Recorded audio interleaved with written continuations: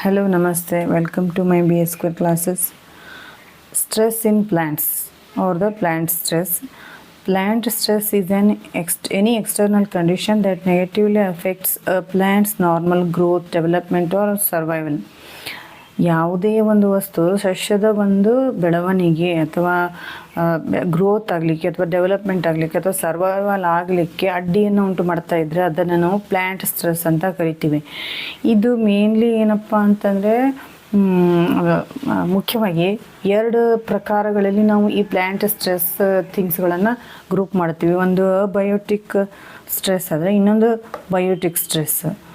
ಈಗ ಒಂದೊಂದಾಗಿ ನೋಡೋಣ. ಬಯೋಟಿಕ್ ಮತ್ತು ಅಬಯೋಟಿಕ್ ಸ್ಟ್ರೆಸ್ ಅಂದರೆ ಲಾಸ್ಟ್ ಇಯರ್ ಎಕ್ಸಾಮ್ನಲ್ಲಿ ಒಂದು ಕ್ವಶನ್ಸ್ ಕೇಳಿದ್ರು. ಇದ್ಮೇಲೆ ನಾನು ಮಾಡ್ತಾಯಿರೋ ಎಲ್ಲ ವಿಡಿಯೋಗಳು ಆ್ಯಕ್ಚುಲಿ ಕ್ವಶನ್ ಪೇಪರ್ನಲ್ಲಿ ಕೇಳಿರ್ತಕ್ಕಂಥ ಕ್ವಶನ್ಸ್ಗಳನ್ನೇ ಏನಪ್ಪ ಅಂತಾರೆ ಎಕ್ಸ್ಪ್ಲೇನ್ ಮಾಡ್ತಾಯಿದ್ದೀನಿ. ಫಸ್ಟ್ ಏನಪ್ಪ ಅಂತಂದರೆ ಅಬಯೋಟಿಕ್ ಸ್ಟ್ರೆಸ್.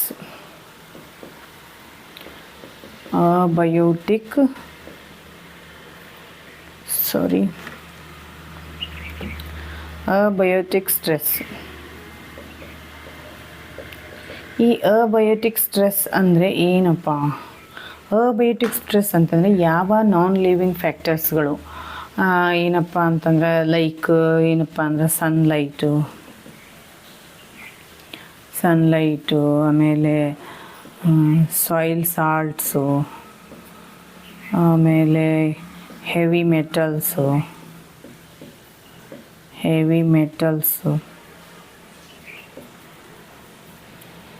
ಆಮೇಲೆ ಏನಪ್ಪ ಅಂದರೆ ಪ್ಲ್ಯಾಂಟ್ ನ್ಯೂಟ್ರಿಯೆಂಟ್ಸು,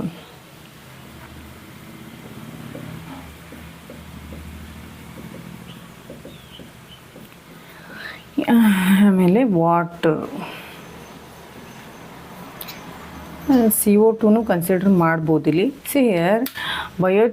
ಅಬಯೋಟಿಕ್ ಸ್ಟ್ರೆಸ್ ಅಂತಂದರೆ ಸ್ಟ್ರೆಸ್ಸನ್ನು ತರ್ತಕ್ಕಂಥವು ಅಂದರೆ ಮುಖ್ಯವಾಗಿ ಸ್ಟ್ರೆಸ್ ಅಂದ್ರೇನು? ಸಸ್ಯದ ಒಂದು ಮುಖ್ಯವಾಗಿ ಸಸ್ಯ ಬೆಳೆಯೋದು ಅಥವಾ ಗ್ರೋತ್ ಆಗೋದು, ಡೆವಲಪ್ಮೆಂಟ್ ಆಗೋದು ಅಥವಾ ಸರ್ವೈವಲ್ ಆಗೋದು, ಈ ಪ್ರತಿಯೊಂದನ್ನು ಎದ್ರ ಮೇಲೆ ಡಿಪೆಂಡ್ ಇರ್ತದ್ರೆ ಫೋಟೋಸಿಂಥೆಸಿಸ್.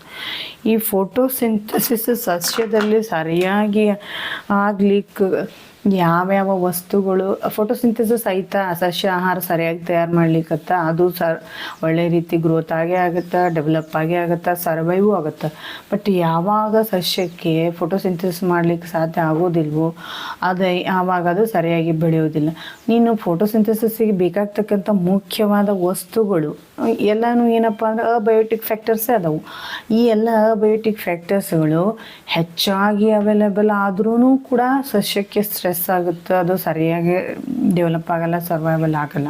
ಇನ್ನು ಕಡಿಮೆ ಪ್ರಮಾಣದಲ್ಲಿ, ಅತಿ ಕಡಿಮೆ ಪ್ರಮಾಣದಲ್ಲಿ ಅದಕ್ಕೆ ಸಿಕ್ಕರೂ ಕೂಡ ಈ ಬಯೋಟಿಕ್ ಫ್ಯಾಕ್ಟರ್ಸ್ಗಳು ಸಸ್ಯ ಏನಪ್ಪ ಅಂದರೆ ಸರಿಯಾಗಿ ಫುಡ್ ಪ್ರೊಡಕ್ಷನ್ ಮಾಡೋದಿಲ್ಲ, ಹಾಗೂ ಕೂಡ ಸಸ್ಯಕ್ಕೆ ಸ್ಟ್ರೆಸ್ ಉಂಟಾಗುತ್ತೆ. ಸೊ ಇವು ಏನಪ್ಪ ಅಂತಂದರೆ ಈ ಎಲ್ಲ ನಾನ್ ಲಿವಿಂಗ್ ಥಿಂಗ್ಸ್, ಸನ್ಲೈಟ್ ಆಗಿರ್ಬೋದು, ಸಾಯಿಲ್ ಸಾಲ್ಟ್ಸ್ ಆಗಿರ್ಬೋದು, ಅಥವಾ heavy metals are the plant nutrients, water, carbon dioxide, ಇವು ಎಲ್ಲ ಏನಪ್ಪ ಅಂದ್ರೆ ಅಬಯೋಟಿಕ್ ಫ್ಯಾಕ್ಟರ್ಸ್ ವಿಚ್ ಆರ್ ಏನಪ್ಪ ಅಂತಾರೆ ಸಸ್ಯದ ಒಂದು ಸ್ಟ್ರೆಸ್ ಮಾಡಲಿಕ್ಕೆ ಇವೆಲ್ಲ ಕಾರಣ ಆಗ್ತಾವೆ. ಅದು ಮೇನ್ಲಿ ನಾನ್ ಲಿವಿಂಗ್ ಥಿಂಗ್ಸ್ ಒಳಗೆ ಇವು ಬರ್ತಾವೆ. ಸೊ ಏನಪ್ಪ ಅಂತಂದರೆ ಈಗ ನೋಡ್ರಿ ಇಲ್ಲಿ ಇವೆಲ್ಲ ಕುರಿದು ಜಾಸ್ತಿ ಆದ್ರೂ ಅಥವಾ ಕಡಿಮೆ ಆದ್ರೂ ಸಹ ಆಗುತ್ತೆ. ನೆನಪಿರಲಿ, ವಾಟರ್ ಎಕ್ಸಸ್ ಆಫ್ ವಾಟರ್ ಆದ್ರೂ ಅಥವಾ ಲೋ ಅವೈಲಬಿಲಿಟಿ ಆಫ್ ವಾಟರ್ ಆದ್ರೂ ಲೈಕ್ ಎಲ್ಲನೂ ಎಕ್ಸಸ್ಸರೇ ಆಗಲಿ ಅಥವಾ ಲೋವರೇ ಆಗಲಿ ಪ್ಲ್ಯಾಂಟಿಗೆ ಈ ಅಬಯೋಟಿಕ್ ಫ್ಯಾಕ್ಟರ್ಸ್ಗಳು ಸ್ಟ್ರೆಸ್ಸನ್ನು ಉಂಟು ಮಾಡ್ತವೆ. ಇವುಗಳು ಅಬಯೋಟಿಕ್ ಫ್ಯಾಕ್ಟರ್ಸ್ ಯಾವ ಅನ್ನೋದನ್ನು ನೆನ್ಪಿಟ್ಕೊಡ್ರಿ. ನೆಕ್ಸ್ಟ್ ಇನ್ನು ಬಯೋಟಿಕ್ ಫ್ಯಾಕ್ಟರ್ಸು. ಯಾವ biotic factors? Second one biotic factors or biotic stress ಯಾವ ರೀತಿ ಆಗುತ್ತೆ ಪ್ಲ್ಯಾಂಟಲ್ಲಿ, ಯಾವ ಫ್ಯಾಕ್ಟರ್ಸ್ಗಳಿಂದ ಆಗುತ್ತೆ? ಏನಪ್ಪ ಅಂತಂದರೆ ಸಸ್ಯಗಳು ಏನಪ್ಪ ಅಂದ್ರೆ ಸರ್ವೈವಲ್ ಆಗಲಿಕ್ಕೆ ಅದು ಆಹಾರವನ್ನು ಸರಿಯಾಗಿ ತಯಾರು ಮಾಡಿದ್ರೂ ಕೂಡ ಕೆಲವೊಂದು ಬಾರಿ ಏನಾಗುತ್ತೆ, ಅನೇಕ ಇನ್ಸೆಕ್ಟ್ಸ್ ಅಥವಾ ಪೆಸ್ಟ್ಸ್ ಆಗಿರಬಹುದು, ಆಮೇಲೆ ವೈರಸ್ ಆಗಿರ್ಬೋದು, ಆಮೇಲೆ ಫಂಗಿ ಬ್ಯಾಕ್ಟೀರಿಯಾಗಳು ಏನಪ್ಪ ಅಂತ. ಆಮೇಲೆ ವೀಡ್ಸು, ಈ ಎಲ್ಲನೂ ಏನು ಮಾಡ್ತಾವೆ ಅಂದ್ರೆ ಸಸ್ಯದ ಬೆಳವಣಿಗೆಯನ್ನು ತಡೆಗಟ್ತಾವೆ. ಲೈಕ್ ಇನ್ಸೆಕ್ಟ್ಸ್ ಮತ್ತು ಪೆಸ್ಟ್ಸ್ ಏನಪ್ಪ ಅಂತಂದರೆ ಅವುಗಳಿಗೆ ದೇಹಕ್ಕೆ ಹಾನಿಯನ್ನು ಉಂಟು ಮಾಡ್ತಾವೆ, ಕಚ್ಚಿ ತಿಂತಾವು, ಬೆಳೆಯದ ಹಾಗೆ ನೋಡ್ಕೊಳ್ತಾವೆ. ಈ ಇನ್ಸೆಕ್ಟ್ಸ್ ಮತ್ತು ಪೆಸ್ಟ್ಸ್ ಇವು ಏನಪ್ಪ ಅಂದರೆ ಇವೆಲ್ಲನೂ ಬಯೋಟಿಕ್ ಸ್ಟ್ರೆಸ್ಗಳು. ಇನ್ನು ವೈರಸ್ಸು, ಫಂಗೈ ಮತ್ತು ಬ್ಯಾಕ್ಟೀರಿಯಾಗಳು ಈ ಸಸ್ಯಕ್ಕೆ ಅನೇಕ ರೀತಿಯ ರೋಗಗಳನ್ನು ತರ್ತಕ್ಕಂತಹ ಲಿವಿಂಗ್ ಥಿಂಗ್ಸ್ ಇವು. ಇನ್ನು ಕೆಲವೊಂದಲ್ಲ ಎಲ್ಲ ಸಸ್ಯಗಳು ಫೇಸ್ ಮಾಡ್ತಕ್ಕಂಥ ಪ್ರಾಬ್ಲಮ್ ಅಂತಂದರೆ ಈ ವೀಡ್ಸ್ ಏನಪ್ಪ ಅಂತಂದರೆ ರಿಸೋರ್ಸ್ಗಳಿಗೋಸ್ಕರ ಆ ಸಸ್ಯದ ಜೊತೆಗೆ ಕಾಂಪೀಟ್ ಮಾಡ್ತಾವೆ ಇವು. ಸೊ ಹಾಗಾಗಿ ಈ ಎಲ್ಲ ಫ್ಯಾಕ್ಟರ್ಸ್ಗಳನ್ನು ನಾವು ಏನು ಅನ್ಬೇಕಪ್ಪ ಅಂತಂದ್ರೆ biotic stress factors, that is insects and pests, viruses, fungi, bacteria and weeds. ಇವು ದೇಹಕ್ಕೆ ಹಾನಿಯನ್ನು ಉಂಟು ಮಾಡ್ತಾವೆ, ಇವು ರೋಗಗಳನ್ನು ತರ್ತಾವೆ, ಇವು ಏನು ಮಾಡ್ತಾವೆ ರಿಸೋರ್ಸ್ಗಳನ್ನು ತಾವೇ ತೆಗೆದುಕೊಳ್ತಾವೆ. ಇನ್ನು ಇಷ್ಟು ಏನಪ್ಪ ಅಂದ್ರೆ ಬಯೋಟಿಕ್ ಸ್ಟ್ರೆಸ್ ಬಗ್ಗೆ. ಇನ್ನು ಯಾವುದೇ ಒಂದು ಸಸ್ಯ ಸ್ಟ್ರೆಸ್ ಆಗಿದೆ ಅದಕ್ಕೆ ಅಂತ ನಾವು ನೋಡಬೇಕಾಗಿತ್ತಪ್ಪ ಅಂತಂದ್ರೆ ಸಸ್ಯದಲ್ಲಿ ಅದು ಸ್ಟ್ರೆಸ್ನಿಂದ ಬಳಲಿಕ್ಕತ್ತದ ಆ ಸಸ್ಯ ಅಂತ ಅನ್ನೋದನ್ನು ನಾವು ನೋಡಬೇಕಾಗಿತ್ತು. ಅಂದ್ರೆ ಅದರ ಸೈನ್ಸ್ಗಳನ್ನು ನಾವು ನೋಡಿ ಅದು ತಿಳ್ಕೊಬೇಕಂತಂದರೆ ಫಸ್ಟ್ ಆಫ್ ಆಲ್ ಅಂದ್ರೆ ಯೆಲ್ಲೋಯಿಂಗ್ ಆಫ್ ಲೀವ್ಸ್. ಅದರ ಎಲೆಗಳು ಹಳದಿ ಬಣ್ಣಕ್ಕೆ ಬರಲಿಕ್ಕೆ ಸ್ಟಾರ್ಟ್ ಆದರೆ ಏನಪ್ಪ ಅಂದ್ರೆ ಪ್ಲ್ಯಾಂಟು ಸ್ಟ್ರೆಸ್ನಿಂದ ಬಳಲ್ತಾ ಇದೆ. ಯಾವುದೋ ಒಂದು ಫ್ಯಾಕ್ಟರ್, ಅದು ನಾನ್ ಲಿವಿಂಗರಾಗಲಿ ಅದರ ಜೀವಕ್ಕೆ ಹಾನಿಯನ್ನು ಉಂಟು ಮಾಡ್ಲಿಕ್ಕೆ ಅನ್ನೋದನ್ನು ತಿಳ್ಕೊಬೇಕು. ನೆಕ್ಸ್ಟ್ ಏನಂದ್ರೆ ಸ್ಲೋ ಗ್ರೋತ್ ಆದ್ರೂ ಕೂಡ ಸಸ್ಯದನ್ನು ಅದು ಸ್ಟ್ರೆಸ್ನಲ್ಲಿ ಇದೆ ಅಂತ ಅರ್ಥ. ಆಮೇಲೆ drooping of leaves are the flowers. Drooping of leaves ಸಸ್ಯಗಳು ಉದುರಿ ಹೋಗ್ಬಿಡೋದು, ಅದೂ ಕೂಡ ಒಂದು ಏನಪ್ಪ ಅಂತಂದರೆ ಪ್ಲ್ಯಾಂಟ್ ಸ್ಟ್ರೆಸ್ನ ಒಂದು ಲಕ್ಷಣ ಆಗಿದೆ. ಇನ್ನೇನಪ್ಪ ಅಂತಂದರೆ ಬೇಗನೆ early leaf drop or the fruit or less fruit or loss of fruits. Loss or ಲೆಸ್ನು ಅನ್ಬೋದು ನಾವು, ಏನಪ್ಪ ಅಂತಂದರೆ ಆರ್ ಲೆಸ್ನು ಅನ್ಬೋದು. ಇಲ್ಲೇನಪ್ಪ ಅಂತಂದರೆ ಈ ಎಲ್ಲ ಕಂಡೀಷನ್ಸ್ಗಳನ್ನು ನಾವು ಸಸ್ಯದಲ್ಲಿ ನೋಡಿದ್ವಿ ಅಂದರೆ ಆ ಸಸ್ಯ ಸ್ಟ್ರೆಸ್ನಲ್ಲಿದೆ ಅಂತ ತಿಳ್ಕೊಬೇಕು.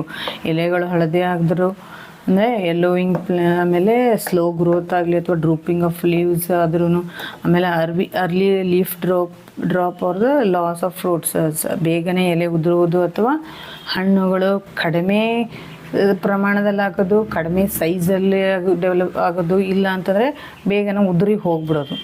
ಇವೆಲ್ಲ ಸೈನ್ಸ್ಗಳು ಇದ್ದರೆ ಆ ಪ್ಲ್ಯಾಂಟಿಗೆ. ಇನ್ನು ಲಾಸ್ಟ್ ಇಯರ್ KSET ಕೇಳ್ತಕ್ಕಂತಹ ಕ್ವಶನನ್ನು ನಾವು ನೋಡೋದಾದರೆ ಈ ಪ್ಲ್ಯಾಂಟ್ ಸ್ಟ್ರೆಸ್ ಮೇಲೆ, a plants first line of defence against abiotic stress lies in the leaf, root, stem, leaf apex. ಅಂದರೆ ಈಗ ನಾವೇನಪ್ಪ ಅಂದ್ರೆ ಯಾವ ವಸ್ತುಗಳು ಸಸ್ಯದ ಬೆಳವಣಿಗೆ, ಸರ್ವೈವಲ್, ಗ್ರೋತ್ಗೆ ಅಡ್ಡಿ ಉಂಟು ಮಾಡುತ್ತವಲ್ಲ ಅವೆಲ್ಲನೂ ಪ್ಲ್ಯಾಂಟ್ ಸ್ಟ್ರೆಸ್ ಅಂತ ಡಿಫೈನ್ ಮಾಡಿದ್ವಿ. ಸೊ ಹಾಗಾದರೆ ಆ ವಸ್ತುಗಳನ್ನು ಸಸ್ಯ ಎದಕ್ಕೆ ಯೂಸ್ ಮಾಡುತ್ತೆ? ಆ non living things, mainly abiotic ಫ್ಯಾಕ್ಟರ್ಸ್ಗಳನ್ನು ಎದಕ್ಕೆ ಯೂಸ್ ಮಾಡುತ್ತಪ್ಪ ಅಂತಾರೆ? ಫೋಟೋಸಿಂಥಸಿಸ್ ಮಾಡಲಿಕ್ಕೆ ಯೂಸ್ ಮಾಡ್ತಕ್ಕಂತಹ ಆ ವಸ್ತುಗಳನ್ನು ಯಾವ ಸಸ್ಯದ ಯಾವ ಅಂಗಗಳು ಪಡ್ಕೊಳ್ತಾವು. ಲೈಕ್ ಸನ್ಲೈಟನ್ನು ಲೀವ್ಸ್ ತೆಗೆದುಕೊಳ್ಳುತ್ತದೆ, ವಾಟರ್ ಆ್ಯಂಡ್ ಮಿನರಲ್ಸನ್ನು ಏನಪ್ಪ ಅಂದರೆ ರೂಟ್ ತೆಗೆದುಕೊಳ್ಳುತ್ತದೆ. ಆಮೇಲೆ ಸ್ಟೆಮ್ ಏನು ಮಾಡುತ್ತೆ ಹೇಳ್ರಿ, ಫುಡ್ ಆ್ಯಂಡ್ ವಾಟರನ್ನು ಸಪ್ಲೈ ಮಾಡುತ್ತೆ. ಈ ಲೀಫ್ ಎಫೆಕ್ಟ್ಸ್ ಏನಪ್ಪ ಅಂತಂದರೆ ಸಸ್ಯದ ತುದಿಯ ಭಾಗ, ಅದು ಈ ಎಲ್ಲವುಗಳನ್ನು ನೋಡಿದಾಗ ನಾವು ಮೇನ್ಲಿ ಸಸ್ಯದ ಯಾವ ಭಾಗ ಫಸ್ಟ್ ಸಸ್ಯ ಹುಟ್ಟಿದ ತಕ್ಷಣ ಅದು ಏನಪ್ಪ ಅಂದ್ರೆ ಈ ಅಬಯೋಟಿಕ್ ಫ್ಯಾಕ್ಟರ್ಸ್ ಜೊತೆಗೆ ಇಂಟ್ರ್ಯಾಕ್ಟ್ ಮಾಡ್ತದೆ ಅನ್ನೋದನ್ನು ನಾವು ತಿಳ್ಕೊಬೇಕು. ಫಸ್ಟ್ ಆಫ್ ಆಲ್ ನೋಡ್ರಿ, ಇಲ್ಲಿ ಒಂದು ಬೀಜವನ್ನು ನಾವು ಇಲ್ಲಿ ಮಣ್ಣಿನಲ್ಲಿ ಹಾಕಿದಾಗ ಏನಾಗುತ್ತೆ ಹೇಳ್ರಿ, ಫಸ್ಟ್ ಅದು ಶೂಟ್ ಪಾರ್ಟ್ಗಿಂತಲೂ ರೂಟ್ ಪಾರ್ಟನ್ನು ಫಸ್ಟ್ ಡೆವಲಪ್ ಮಾಡ್ಕೊಳುತ್ತದು. ಬಿಕಾಸ್ ಏನಪ್ಪ ಅಂತಂದರೆ ಯಾವುದೇ ಸಸ್ಯದ ರೂಟು ಏನು ಮಾಡಪ್ಪ ಅಂತಂದರೆ ವಾಟರು ಮಿನರಲ್ಸನ್ನು ಸಪ್ಲೈ ಮಾಡಲು ಸ್ಟಾರ್ಟ್ ಆದಮೇಲೆ ಅದರ ಸಸ್ಯ ಏನು ಮಾಡುತ್ತೆ ಫೋಟೋಸಿಂಥಸಿಸ್ ಮಾಡ್ಲಿಕ್ಕೆ ಸ್ಟಾರ್ಟ್ ಮಾಡುತ್ತೆ. ಸೊ ಫಸ್ಟ್ ರೂಟ್ ಡೆವಲಪ್ ಆದಮೇಲೆ ನೆಕ್ಸ್ಟ್ ಏನಪ್ಪ ಅಂದರೆ ಮೇಲ್ಗಡೆ ಶೂಟ್ ಡೆವಲಪ್ ಆಗುತ್ತೆ, ಲೀವ್ಸ್ಗಳು ಡೆವಲಪ್ ಆಗುತ್ತೆ ಹೋಗ್ತವೆ. ಸೊ ಹಾಗಾದರೆ ಅಬಯೋಟಿಕ್ ಫ್ಯಾಕ್ಟರ್ಸ್ಗಳು ಈ ಅಬಯೋಟಿಕ್ ಫ್ಯಾಕ್ಟರ್ಸ್ಗಳ ಜೊತೆಗೆ ಫಸ್ಟ್ ಕಾಂಟ್ಯಾಕ್ಟಲ್ಲಿ ಬರೋದು ಯಾವುದು ಅಂತಂದರೆ ರೂಟು. ಸೊ ಹಾಗಾಗಿನೇ ಪ್ಲ್ಯಾಂಟ್ಸ್ ಒಳಗೆ ಫಸ್ಟ್ ಲೈನನ್ನು ಈ ಅಬಯೋಟಿಕ್ ಫ್ಯಾಕ್ಟರ್ಸ್ ಜೊತೆಗೆ ಡಿಫೆನ್ಸ್ ಮೋಡ್ನಲ್ಲಿ ಇರ್ತಕ್ಕಂತಹ ಫಸ್ಟ್ ಲೈನಲ್ಲಿ ಇರೋದು ಯಾವುದಪ್ಪ ಅಂತಂದರೆ ರೂಟು. ಆಯಿತಾ? Thank you. ಇನ್ನು ನೋಡಿಲೆ ಬಯೋಟಿಕ್ ಗಳ ಜೊತೆಗೆ ಹೋರಾಡಿ ತನ್ನನ್ನು ತಾನು ಡಿಫೆನ್ಸ್ ಮಾಡ್ಕೊಳ್ಳಿಕ್ಕೆ ಸಸ್ಯಕ್ಕೆ ಫಸ್ಟ್ ಲೈನ್ನಲ್ಲಿ ಇರ್ತಕ್ಕಂಥ ರಕ್ಷಣಾ ಕವಚಗಳು ಅಂತಂದರೆ ಅಂದರೆ first line of biotic defence lies in ಎದರಲ್ಲಿ ಇರ್ತಾವೆ ಅಂತಂದರೆ ವ್ಯಾಕ್ಸಿಕ್ಯುಟಿಕಲ್ನಲ್ಲಿ, ಟಫ್ ಸೆಲ್ವಾಲ್ನಲ್ಲಿ ಮತ್ತು ಬಾರ್ಕ್ನಲ್ಲಿ. ಇವು ಮೂರು ಸಸ್ಯದ ಭಾಗಗಳು ಮುಖ್ಯವಾಗಿ ಸಸ್ಯವನ್ನು ಹಾನಿ ಉಂಟು ಮಾಡ್ತಕ್ಕಂತಹ ಅನೇಕ ಪೆಸ್ಟ್ಸ್ಗಳಾಗಿರ್ಬೋದು ಅಥವಾ ಜರ್ಮ್ಸ್ಗಳಾಗಿರ್ಬೋದು ಅವುಗಳಿಗೆ ಏನಪ್ಪ ಅಂತಂದರೆ ಈಸಿಯಾಗಿ ಸಸ್ಯದ ದೇಹವನ್ನು ಹಾನಿ ಒಳಗಾಗದಂತೆ ಡಿಫೆನ್ಸ್ ಮಾಡ್ಕೊಳ್ತಾವೆ. ಸೊ ನೆನಪಿರಲಿ, abiotic first line of abiotic factors ಎದರಲ್ಲಿ ಇರ್ತಾವಪ್ಪ ಅಂತಂದರೆ ಡಿಫೆನ್ಸ್ ಲೈಸು ರೂಟ್ನಲ್ಲಿ. ಇನ್ನು biotic first line of biotic defence ಸಸ್ಯ ಎಲ್ಲಿ ಇರ್ತಾವಪ್ಪ ಅಂತಂದರೆ ಸಸ್ಯಗಳಲ್ಲಿ ಯಾವ್ಯಾವ ಅಂತಂದರೆ ವ್ಯಾಕ್ಸಿಕ್ಯುಟಿಕಲು, ಟಫ್ ಸೆಲ್ ವಾಲು, ಆಮೇಲೆ ಬಾರ್ಕ್. Okay, thank you. ಅರ್ಥ ಆಯ್ತು ಅಂದ್ಕೊಳ್ತೀನಿ. ನಮಸ್ತೆ.